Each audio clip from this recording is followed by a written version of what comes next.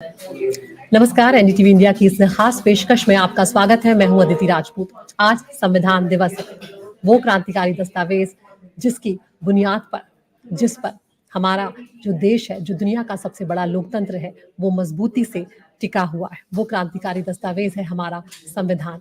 और इस संविधान के प्रणेता रहे डॉक्टर भीमराव अंबेडकर, जिन्होंने भेदभाव को और अपमान को बहुत करीब से महसूस किया। उन्होंने बहुत करीब से उसे देखा। वो खुद दलित समाज से आते थे। विलायत से पढ़कर आने के बाद भी, डॉक्टरेट करने के बाद भी जहाँ वो नौकरी करते थे, वहाँ उन्हें अपमान झेलना पड़ा, भेदभाव झेलना पड़ा। मुंबई के जिस कॉलेज में वो पढ़ाने जाते थे, वहाँ पर भी जाति के नाम पर उन्हें बहुत कुछ सहना पड़ा। और वो लगातार इस बात को देख रहे थे अपने जीवन में कि किस तरह से दलितों के साथ सदियों से अन्याय जो है वो होता आ रहा था। और जब वो आहत थे तो वो अपने भविष्य को लेकर उनके सामने दो मार्ग थे कि या तो वो जो इतनी सारी पढ़ाई उन्होंने की है, इतनी सारी डॉक्टरेट उन्होंने की है, उसको लेकर वो धन दौलत कमाते, या असहाय जो दलित हैं उनको, उनके लिए आवाज बनकर उनकी मुक्ति के लिए संघर्ष का रास्ता चुनते। और यहाँ पर भीमराव अंबेडकर ने संघर्ष का रास्ता ही चुना। और जब वो संविधान को गढ़ रहे थे, उसे जब वो लिख रहे थे, तब जो कल्पना उन्होंने भारत की थी, वो एक ऐसे भारत की कल्पना की थी जिसमें भेदभाव नहीं होगा, किसी तरह का अपमान नहीं होगा और सब बराबरी से खड़े होंगे। तो कैसे थे भीमराव अंबेडकर, क्या थी उनकी शख्सियत, इस पर बातचीत करने के लिए हमारे साथ बेहद खास मेहमान जुड़ गए। इस वक्त अशोक भारती साहब हैं, नैगडोर के ये चेयरमैन है यहाँ पर, जो कि दलितों के लिए लगातार बहुत वर्षों से काम कर रहा है ये संस्थान। और यहाँ पर बहुत ही महत्वपूर्ण ये भी है कि किस तरह से अशोक जी जो है लगातार यहाँ पर अंबेडकर को लेकर वो पढ़ते रहे हैं और वो लगातार देखते रहे हैं। तो national confederation of Dalit organisation जो है नैगडोर, उससे ये लगातार जुड़े हुए हैं। अशोक भारती साहब, जब हम बात करते हैं या जब हम ये कल्पना भी करते हैं कि कितनी अजीब बात लगती है कि जल, जंगल, जमीन जैसी जो प्राकृतिक संपदा रही, जिस पर प्रत्येक प्राणी का अधिकार है, लेकिन दलितों को उस वक्त ये भी नसीब नहीं था। एक वक्त ऐसा भी था। अगर आज की जो जनरेशन होगी, जो आज की पीढ़ी होगी, जो नए बच्चे होंगे, अगर उन्हें ये बताएं तो शायद वो कल्पना भी नहीं कर सकते कि ऐसा भी कोई वक्त हो सकता है जब किसी को अस्पृश्यता का सामना करना पड़ा हो, जिसे अछूत कहकर दूर कर दिया गया हो, या तालाब से पानी तक ना पीने दिया गया हो। तो किस तरह से अंबेडकर ने ये सब कुछ सहा, क्या थे वो और वो कैसे बनकर आए, ये हमारे दर्शकों को बताएं। मैं पहली बात तो आपके सारे दर्शकों को, अदिति जी, संविधान दिवस है, बाबा साहब डॉक्टर अम्बेडकर का दिन है, सभी दर्शकों को जय भीम बोलना चाहता हूं सादर, क्योंकि ये उस महान शख्सियत को सैल्यूट है जिसने हमारे देश का संविधान रचा। और डॉक्टर अम्बेडकर, जैसा आपने कहा कि जब वो बचपन में सतारा के स्कूल में पढ़ते थे, सतारा के स्कूल में उनको पानी तब तक नहीं मिलता था जब तक कि पानी पिलाने वाला कोई व्यक्ति उनके हाथ में या उनके गिलास में या उनके चुल्लू में उनको पानी पिला नहीं देता। और ये पानी की प्रॉब्लम डॉक्टर अम्बेडकर की कॉलेज में प्रोफेसर बनने के बाद भी बनी रही और बड़ौदा में डिफेंस सेक्रेटरी बनने के बाद भी बनी रही। आप इमेजिन कीजिए, आज के भारत के डिफेंस सेक्रेटरी को उनका चपरासी पानी ना पिलाए। क्या ये इमेजिन कर सकते हैं? नहीं कर सकते। लेकिन उस वक्त ऐसा होता था। और इस बात को शिद्दत के साथ महसूस करते हुए डॉक्टर अम्बेडकर ने 1927 में पानी को मौलिक अधिकार के तौर पर मानते हुए, मानव अधिकार मानते हुए, महाड़ में आंदोलन। गांधी जी ने 1931 में नमक का सत्याग्रह किया, जो हर व्यक्ति की जरूरत थी। लेकिन पानी को लेकर सत्याग्रह पहली बार भारत के इतिहास में वो बाबा साहब डॉक्टर अम्बेडकर ने किया, क्योंकि अछूत समाज को पानी भी उपलब्ध नहीं था। तो ये जो पीड़ा है, ये उन्होंने खुद भुगती। तो छुआछूत का जो दंश है, जो पूरी जिंदगी का उन्होंने फॉलो किया, अगर वो चाहते, आपने सही कहा कि अगर वो चाहते तो जितनी डिग्रियां उनके पास थी वो विदेश में जाके सेटल हो सकते थे। भारत में अपमान हुआ तो विदेश में जाके सेटल हो सकते थे। लेकिन उन्होंने ये तय किया कि हम प्रॉब्लम को नजरअंदाज करके, उससे पलायन करके भाग नहीं सकते।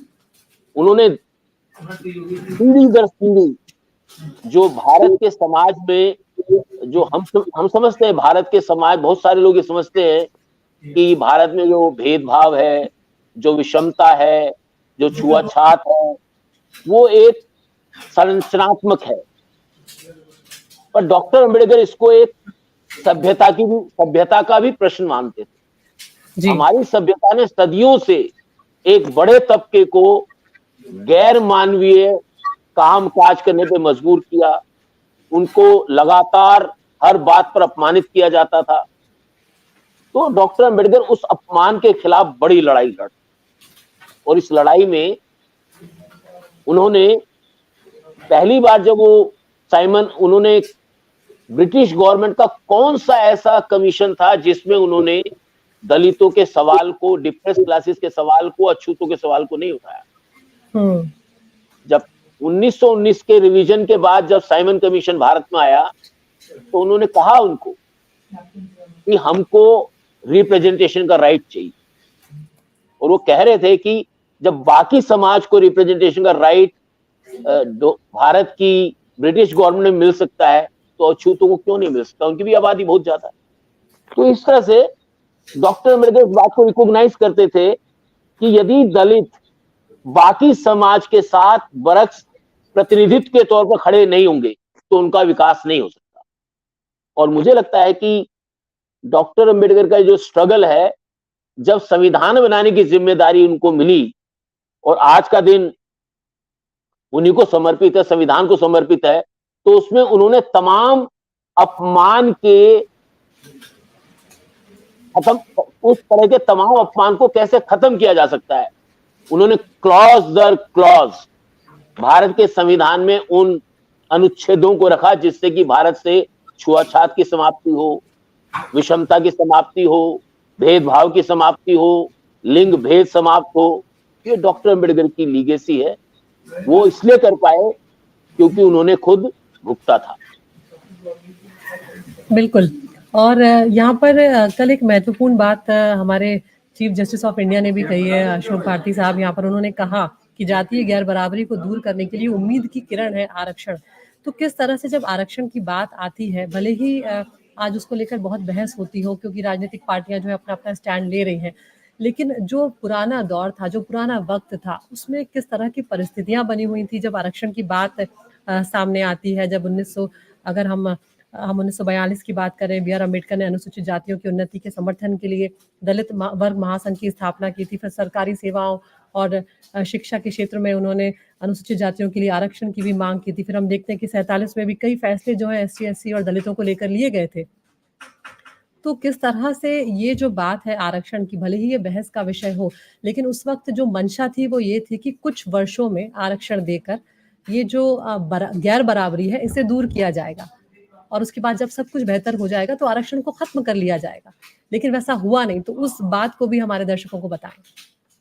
देखिए, हमारा जो संविधान बना, हमारे जो संविधान के निर्माता थे, और हमको ये समझना है कि डॉक्टर अंबेडकर उस पूरे आजादी के आंदोलन ने जिस व्यक्ति को जिम्मेदारी दी कि संविधान बनाया जाए, संविधान की रचना की जाए, वो डॉक्टर अंबेडकर इस बात को बहुत अच्छी तरह जानते थे कि भारत के समाज में विषमताएं हैं।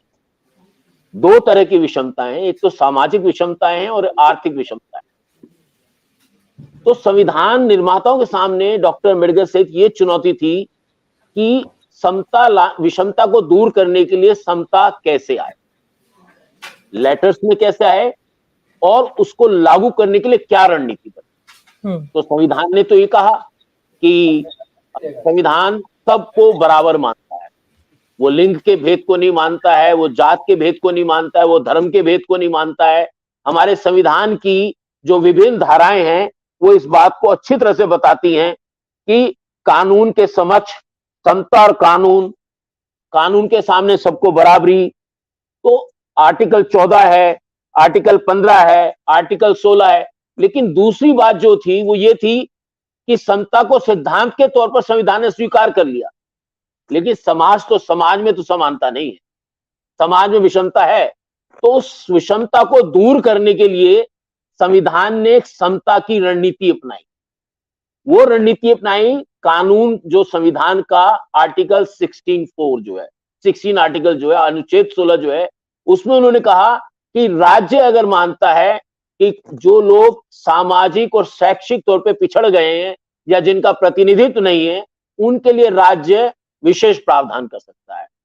तो उसके तहत जो है अनुसूचित जातियों को, अनुसूचित जनजातियों को संसद में और विधानसभा में 10 साल के लिए आरक्षण दिया गया। साथ के साथ ये भी कहा गया कि सरकार की जो मशीनरी है उसमें इन तबकों का प्रतिनिधित्व चूंकि नगण्य है, तो इनका प्रतिनिधित्व अन्य लोगों के बराबर लाने के लिए सरकारी सेवाओं में एफिशिएंसी को बरकरार रखते हुए उनको आरक्षण दिया जाए। और ये आरक्षण तब तक जारी रहना चाहिए जब तक वो दूसरे तबकों के बराबर ना आ जाए। तो हमारे संविधान में ये बात बहुत स्पष्ट है, एक समता का सिद्धांत है और एक समता के सिद्धांत को लागू करने की रणनीति है। हमारे यहाँ ज्यादा गड़बड़ी, ज्यादा विवाद इस बात को लेकर है कि हम समता की बात को उसकी रणनीति से अलग करके देखते हैं। जो आरक्षण के ऊपर बहुत सारी लड़ाई होती है, बहुत सारे तर्क वितर्क होते हैं, उसमें समता पर जोर दिया जाता है लेकिन समता की रणनीति पर जोर नहीं दिया जाता। आरक्षण भारत में अभी तक समता लाने के लिए रणनीति के तौर पर इस्तेमाल किया जाता है। अनफॉर्चुनेटली हमारे देश के नेताओं को, हमारे देश के नौकरशाहों को, हमारे देश के बुद्धिजीवियों को समता लाने की दूसरी रणनीतियां भी सुझानी चाहिए थी, लेकिन रणनीतियां सुझाने की बजाय जो रणनीति है उसी पर सवाल खड़े होने शुरू हो गए। बात तो ये होती कि आर्थिक, अगर हम समता की रणनीति चाहते हैं तो क्या प्रत्येक तबके को आर्थिक तौर पर समान बनाएं, सामाजिक तौर पर समान बनाएं, न्याय की समानता को स्थापना करते हुए क्या उनको समानता ला सकते हैं? तो मैं समझता हूं डॉक्टर अंबेडकर और संविधान निर्माता जो सारे हमारे संविधान सभा के मेंबर थे, वो इस बात को जानते थे कि भारतीय समाज में समता सिद्धांत के तौर पर स्वीकार करना आसान है, लेकिन समता को लागू करने के लिए काफी मशक्कत करनी पड़ेगी। और जो हमारे देश के चीफ जस्टिस साहब ने कल कहा है, उन्होंने उसी बात को इंगित किया है कि आरक्षण हमारे देश में समता लाने की एक रणनीति है और जब तक कोई दूसरी रणनीति नहीं है हम इस रणनीति को हटा नहीं सकते। बिल्कुल। और अशोक जी, जो बात आप कह रहे हैं, मैंने भी उसको पढ़ा है और मैंने लिख कर भी रखा था कि डॉक्टर अंबेडकर ने 26 जनवरी 1950 को कहा था कि 26 जनवरी 1950 को हम विरोधाभासों भरे जीवन में प्रवेश करने जा रहे हैं। राजनीतिक जीवन में तो हमारे पास समानता होगी, लेकिन सामाजिक और आर्थिक जीवन में असमानता होगी। तो वो बात जो आप जिक्र कर रहे हैं, ये उसी से बात कहीं ना कहीं निकलती है।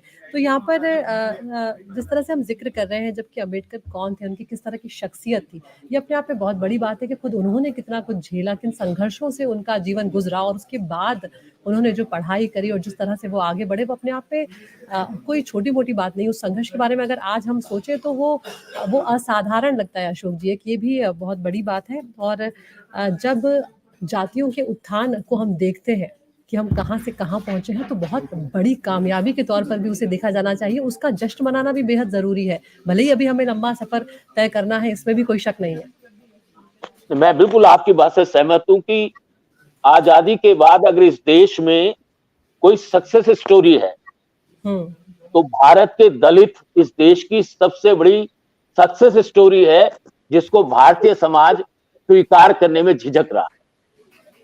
वो इफ एंड बट कर रहा है, वो ये मान नहीं रहा है कि अगर पूरा भारतीय समाज दलितों के साथ खड़ा नहीं होता तो आज वो एक बड़ी लकीर नहीं खींच पाते। आज सुप्रीम कोर्ट में दलित समाज के जज हैं, हाई कोर्ट में दलित समाज के जज हैं, मेंबर ऑफ पार्लियामेंट हैं, विधानसभा में हैं, नौकरशाही में हैं। ये बात ठीक है, सभी जगह पे अभी वो नहीं पहुंचे, उनका पहुंचना बाकी है। लेकिन अगर 1947 और 1950 में ये जो कहानी शुरू हुई, तब मुश्किल से शेड्यूल कास्ट में पढ़े लिखे लोगों की संख्या मुश्किल से 10% थी। बिल्कुल।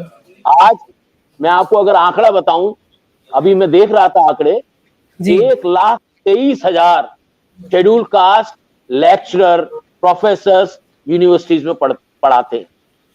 7 लाख शेड्यूल कास्ट के डिग्री कॉलेज के स्टूडेंट्स हैं। इतनी बड़ी सक्सेस स्टोरी है ये। अगर हम माने तो सफलता है, और ना माने तो जैसा समाज में चिढ़न है उसका तो कोई इलाज हो नहीं सकता। बिल्कुल। और जब हम बराबरी की बात करते हैं तो फिर उसमें सब जो समग्रता से सबको लिया जाना बेहद ज़रूरी, और वो विचार जब तक नहीं आएगा शायद, इसीलिए हम कह रहे हैं कि अभी भी हमें लंबा सफ़र तय करना है अशोक जी। बिल्कुल। और देखिए, इस लंबे सफर को तय करने में हमको ये समझना है कि दलितों की जो आबादी है इस देश में, हर 5वां व्यक्ति इस देश में दलित है। हुँ, और आप परिवार के 5वें व्यक्ति को छोड़कर आगे नहीं बढ़ सकते। बिल्कुल।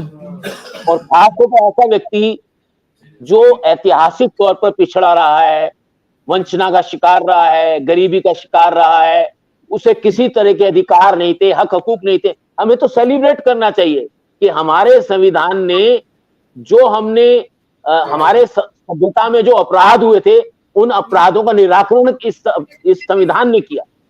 और इसलिए आज अगर दलित आगे बढ़ पा रहे हैं, आज ये समाज आगे बढ़ पा रहा है। अगर क्या दलित कोई नया देश बनाने वाले हैं? दलित अगर तरक्की करेंगे तो इस देश की तरक्की में इजाफा होगा। अगर दलित आगे बढ़ेंगे तो ये देश आगे बढ़ेगा। अगर हर पांचवा आदमी आगे बढ़ेगा तो 4 लोग भी उसके साथ आगे बढ़ेंगे। तो मैं समझता हूं कि डॉक्टर अंबेडकर ने जो ताना बाना बुना और संविधान निर्माताओं ने जो ताना बाना बुना, उसने ये दिखाया कि अगर भारतीय समाज तय कर ले तो हजारों साल की वंचना को 75 साल में करीब करीब अगर समाप्त नहीं कर सकते तो समाप्ति के मुहाने पे ला सकते। ये हमारे संविधान की जो उपलब्धि है, ये हमारी सफलता के पैमाने हमारे समाज के। और इसमें डॉक्टर अंबेडकर ने उन हमारी दुखती रगों पर हाथ रखा। उन्होंने इस बात को चिताया कि सवाल इस बात का नहीं है कि गांधी जी के जैसे वो कहते थे, डॉक्टर अंबेडकर कहते थे, मैं अगर आप मेरे को 1 सेकंड दें, बिल्कुल। तो ये कहते थे कि मंदिर में प्रवेश करना हमारा उद्देश्य नहीं है। हमारा उद्देश्य मानवता के स्तर तक उठाना है। लेकिन मंदिर में एक अछूत होने के नाते मेरी एंट्री नहीं होगी, ये अस्वीकार्य है, ये स्वीकार नहीं कर सकते। लेकिन उन्होंने ये भी कहा कि अगर हम अस्पृश्यता को मिटाने के लिए इधर उधर की बातें करते रहेंगे और जो वर्ण व्यवस्थागत जो प्रणाली अगर उसको हम समाप्त नहीं करेंगे, कास्ट का एनिहिलेशन नहीं करेंगे, जात का उन्मूलन नहीं करेंगे, तो अस्पृश्यता बनी रहेगी, क्योंकि अस्पृश्यता जातियों ने पैदा की है, इसलिए जातियों का उन्मूलन जरूरी है। तो ये डॉक्टर अंबेडकर की ओरिजिनल थ्योरी है, जो पूरी दुनिया में इस बात को स्वीकार किया जा रहा है कि जैसे एंटी अपार्थाइड का आंदोलन हुआ, वैसे ही जाति के उन्मूलन का आंदोलन भी आज नहीं तो कल सफल होगा। बिल्कुल। और जब इतिहास की बात आती है अशोक जी, तो वो बात भी ज़रूर आती है कि किस तरह से अलग-अलग थ्योरीज जो हैं, अलग-अलग बातें जो हैं वो कही जाती हैं कि अम्बेडकर और गांधी को लेकर कि वो एक दूसरे से के विरोधी रहे, या एक दूसरे से के प्रति एक असंतुष्टि का भाव जो है वो रहता था। तो किस तरह एक जो कठोर उपवास था, किस तरह से वो एक महत्वपूर्ण कड़ी के रूप में सामने आया, उस बारे में भी हमारे दर्शकों को बताएं। नहीं, बिल्कुल। बहुत सारे लोग, जैसे मैं बहुत सारे देखता हूँ, किसी एक लेखक ने लिखा है कि डॉक्टर मोहनदास करमचंद गांधी और डॉक्टर भीमराव रामजी अंबेडकर स्वतंत्रता पूर्व भारतीय आंदोलन के 2 विपरीत ध्रुव थे। ये आम धारणा है, और आज के लोगों में भी ये धारणा है कि डॉक्टर अंबेडकर और गांधी जो है एक दूसरे के खिलाफ थे। मैं समझता हूं कि आजादी के आंदोलन में हमारे साथ जो लोग थे, जो हमारे आजादी के आंदोलन के नेता थे, वो बहुत बड़ी शख्सियत थे, और हर एक व्यक्ति विचारक था, हर व्यक्ति सोचने विचारने वाला था, और जनता को अंधकार से प्रकाश की ओर ले जाने वाला था। गांधी जी का अपना फ्रेम था, डॉक्टर अंबेडकर का अपना फ्रेम था, लेकिन गांधी और अंबेडकर दुश्मन नहीं थे, उनमें मतभेद था, मनभेद नहीं था। गांधी जी चाहते थे कि जो सवर्ण समाज है वो इस बात को स्वीकार करे कि उसको अछूतों को अपने साथ समाहित करना है। डॉक्टर अंबेडकर ये कहते थे कि जाति का नाश किए बिना वो इसको समाहित नहीं कर सकते। जो और हमको ये समझना है 1932 का खास तौर पे बहुत जिक्र आता है, जब पूना पैक्ट और दलितों में और अंबेडकरवादियों और गांधीवादियों में इस बात को लेकर काफी तनातनी रहती है। हमको ये समझना है कि 1932 में जब बाबा साहब डॉक्टर अंबेडकर 3 राउंड टेबल में गए, गांधी जी केवल 1 राउंड टेबल में गए, और उस राउंड टेबल में गांधी और अंबेडकर में काफी विवाद था, काफी मतभेद थे, और गांधी जी ने ब्रिटिश गवर्नमेंट को कहा था कि आप जो तय करेंगे वो हम बात मान लेंगे, लेकिन डॉक्टर अंबेडकर ने कहा था अगर हमारे समाज के हितों के अनदेखी हुई तो हम इस बात को मानेंगे। तो जब रैमजे मैकडोनाल्ड का पंचाट आया, सेपरेट इलेक्टेड, जिसमें उन्होंने कहा कि अनुसूचित जातियों को अन्य जातियों की तरह से अपने नेता चुनने का अधिकार है, उसको लेकर महात्मा गांधी जी को ये लगा कि ये हिंदू समाज में विघटन होगा, और उन्होंने उसके लिए आमरण अनशन किया। बहुत सारे लोग इसको समझते हैं कि ये जो आमरण अनशन था गांधी जी का, वो दलितों के हितों के खिलाफ गया। मैं समझता हूं दलितों की ऑर्गेनिक लीडरशिप के खिलाफ निश्चित तौर पर वो कदम गया, क्योंकि दलितों में ऑर्गेनिक लीडरशिप पैदा नहीं हो पाई। वो एक ऐसी लीडरशिप पैदा हुई जो हमेशा दूसरों पर निर्भर रही। लेकिन हमें ये भी समझना है कि 1932 तक बाबा साहब डॉक्टर अंबेडकर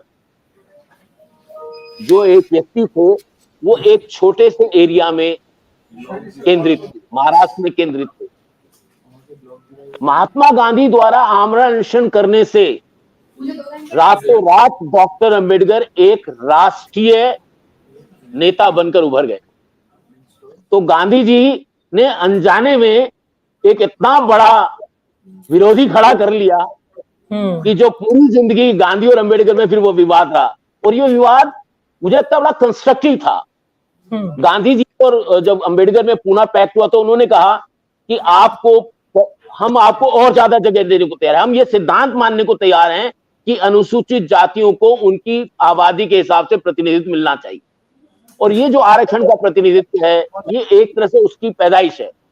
अंबेडकर वादियों में थोड़ा इस बात को लेकर फर्क है, वो मानते हैं कि दलितों को ही दलितों के नेता चुनने का अधिकार होना चाहिए। उनकी बात अपनी जगह पे ठीक है, लेकिन मैं समझता हूं कि अगर डॉक्टर अंबेडकर और गांधी में ये डायलॉग नहीं हुआ होता तो आज जो दलितों की सफलता की स्टोरी है वो शायद कुछ और होती। इसलिए मैं ये निवेदन करना चाहता हूं लोगों से कि गांधी और अंबेडकर को लड़ाइए मत, उनके विमर्श को समझिए, और दोनों का विमर्श जो कॉम्प्लीमेंट्री है, पूरक है। गांधी जी भी छुआछूत की समाप्ति चाहते थे और अंबेडकर भी छुआछूत की समाप्ति चाहते थे, लेकिन दोनों के तरीके अलग थे। लेकिन ये धाराएं कहीं ना कहीं जाकर तो मिलने वाली थी। जरूरत इस बात की है कि वो कैसे मिलेंगी, इस पे काम किया जाए।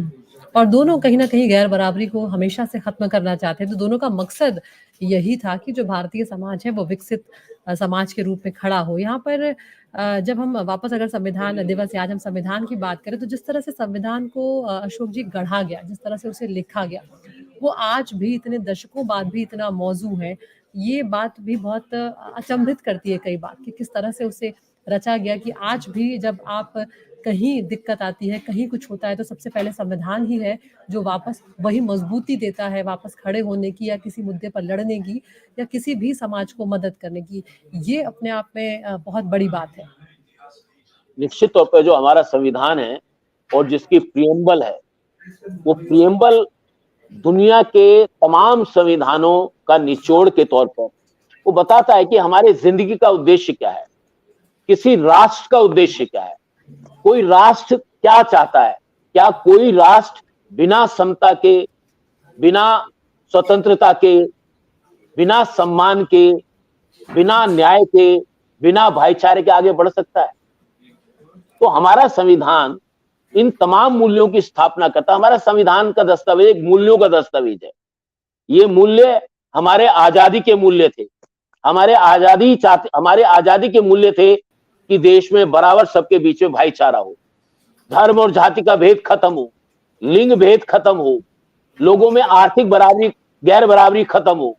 तो ये हमारा संविधान ने हर चीज को बाकायदा लिखित तौर पे दिया। बिल्कुल। दुनिया के सबसे बड़ा दस्तावेज है हमारा संविधान। वो हमको ये भी बताता है कि हमारी न्यायपालिका कैसे चुनी जाएगी। वो हमें ये भी बताता है कि हमारी सेनाएं किसके मातहत काम करेंगी। वो ये भी बताता है कि हमारी ब्यूरोक्रेसी और अगर पॉलिटिकल एग्जीक्यूटिव में डिफरेंसेस हो तो कौन सुपरसीड करेगा। तो ये दस्तावेज जिसने हर चीज को सोचा था, इसलिए ये समय से आगे का दस्तावेज है।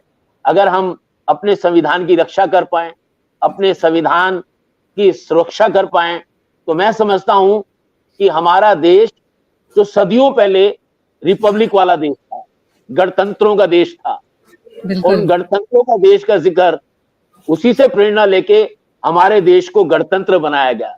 राजे रजवाड़ों को समाप्त कर हमारा जो राज्य अध्यक्ष है वो निर्वाचित अध्यक्ष है, गणतंत्र है हमारा। तो ये हमारा संविधान। बिल्कुल। अशोक जी, ये भी हमारी जो आज के युवा हैं या जो इतना ज़्यादा आप जानते हैं कि अब सोशल मीडिया और मोबाइल जो है उस पर एंगेजमेंट बहुत बढ़ गई है, उतना ज़्यादा पढ़ नहीं रहे हैं। उन्हें आप क्या सलाह देना चाहेंगे? और ये भी मैं चाहूँगी कि अम्बेडकर की शख्सियत से जुड़ी हुई अगर कोई ऐसी कहानी जो आपको बहुत दिल को छूती हो या जो आप हमारे साथ साझा करना चाहें ख़ासकर, और युवा पीढ़ी को भी आप क्या संदेश देना चाहेंगे, ये भी मैं आपसे सुनना चाहूँगी। देखिए, डॉक्टर अम्बेडकर की जिंदगी अगर लोग चाहें तो उनकी खुद की लिखी हुई जिंदगी के बारे में वेटिंग फॉर वीसा करके एक किताब है जो 17वें वॉल्यूम में है। अगर लोग चाहें तो उसको पढ़ सकते हैं। उन्होंने बताया है कि बचपन में वो एक बार, उनके पिताजी काम करते थे, क्लर्क थे, उन्होंने उनको और उसके भाई को बुलाया और वो स्टेशन पहुंच गए, नए नए कपड़े पहनकर पहुंच गए। तो स्टेशन मास्टर ने सोचा, अब डॉक्टर अम्बेडकर तो थोड़े से गोरे चिट्टे थे ही, तो स्टेशन मास्टर को लगा कि ये बच्चे यहाँ कैसे भटक रहे हैं। तो पूछने गया कि भाई आप कहाँ जाना चाहते हैं।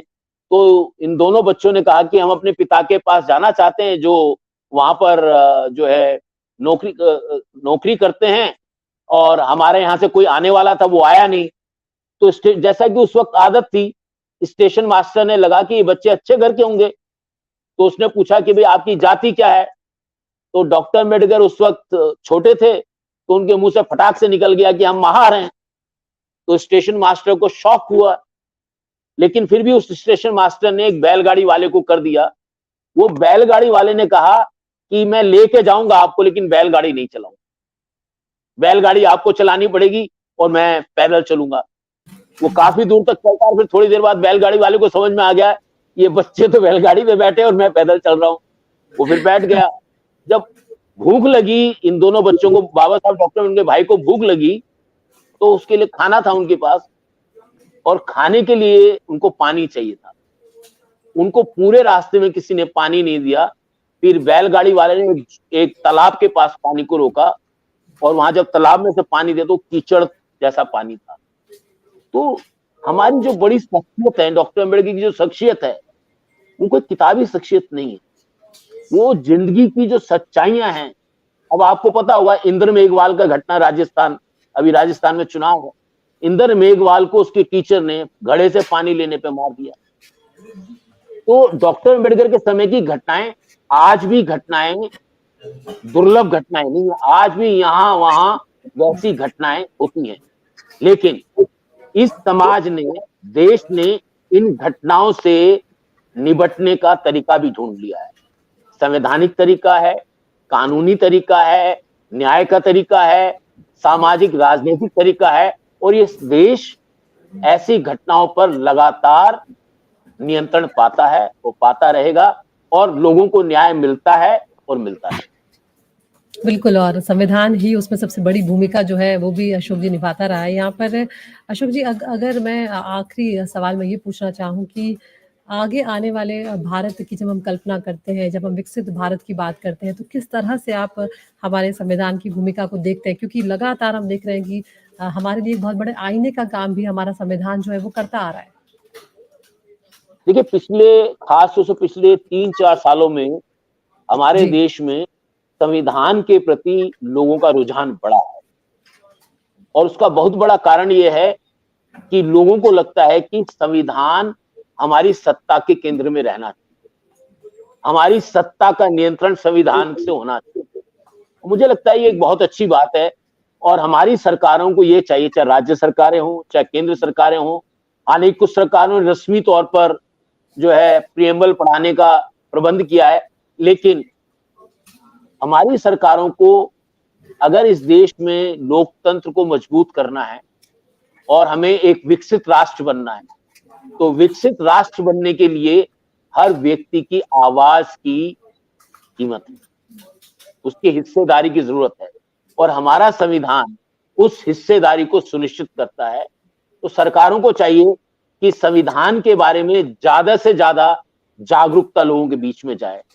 इससे जो स्वैच्छारिता है, राजनीति में जो स्वैच्छारिता है, न्यायपालिका में जो कई बार स्वैच्छारिता आ जाती है या दूसरी संस्थाओं में भी जो स्वैच्छारिता आ जाती है, अपना मर्जी से करना शुरू कर देते हैं, उस पर रोक लगाने के लिए हमारे पास एक ढांचा है, हमारे पास एक स्ट्रक्चर है, हमारे पास एक फ्रेमवर्क है।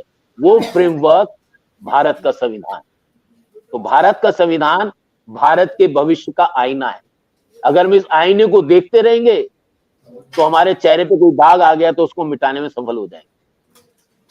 बिल्कुल, तो हमें जिस तरह से हमेशा मार्गदर्शन हमारा संविधान करता रहा है, ये आगे भी करता रहेगा। जिस खूबसूरती से इसे लिखा गया है, अपने आप में ऐतिहासिक ये चीज़ है। बहुत-बहुत शुक्रिया अशोक जी, आप जुड़े हमसे और हम यही उम्मीद करते हैं कि जो दर्शक इस वक़्त हमें सुन रहे होंगे उनके लिए ये जो बातचीत है, ये बहुत सार्थक साबित होगी, अम्बेडकर की शख्सियत को समझने में मददगार होगी और इसीलिए शायद ये भी कई बार कहा जाता है कि अगर महात्मा गांधी भारत की आत्मा है, तो डॉक्टर भीमराव अंबेडकर जो है वो भारत का मस्तिष्क है और ये अपने आप में बहुत बड़ी बात है क्योंकि आत्मा और मस्तिष्क जो है वो जुड़े रहते हैं, तभी हम मजबूत होते हैं।